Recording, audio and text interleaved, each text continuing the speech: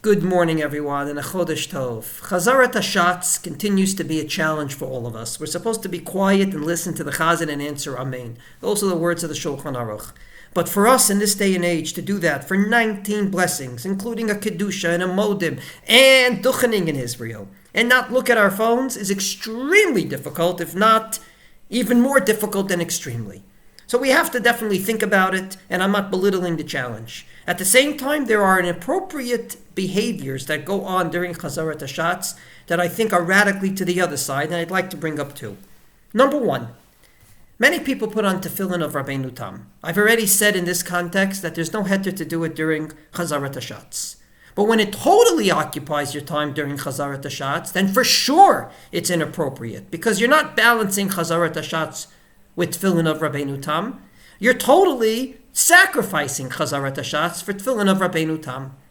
I've seen a gentleman, day after day, that from the time he finishes his silent Amidah, he is involved in either folding his tefillin of Rashi, putting on his tefillin of Rבינו Tam, taking care of the boxes so they look very nice on top of his talis bag, and believe me, an Amen for Chazarat Hashatz is maybe something that happens very, very rarely.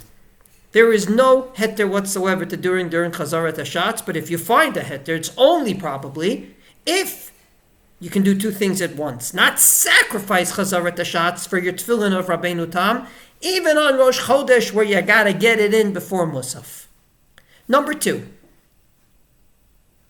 I don't understand how someone could put a talis over his head during Chazarat Hashatz and at the same time go to the Tzedakah box and the entire time make change, go back because he was wrong, because he wasn't counting properly, not to mention the fact that the rattling of the Tzedakah box bothers everyone around him.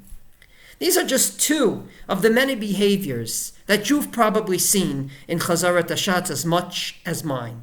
It can't be that you sacrifice Chazarat Hashatz for tefillin of Rבינו Tam. And it can't be that you have your talis over your head, no less, and all you're doing during Chazarat Hashatz is making change with the Tzedakah box. Therefore, I don't belittle the challenge of Chazarat Hashatz for a moment, but at the same time, I also don't think we should sacrifice Chazarat Hashatz for other such things that can definitely be done after davening, not to mention the fact that even during davening there were more permissible times to do it, where Chazarat Hashatz will remain solid, and at the same time you'll be able to full on tefillin of Rבינו Tam and make change with the tzedakah box. Have a wonderful day and a Chodesh Tov.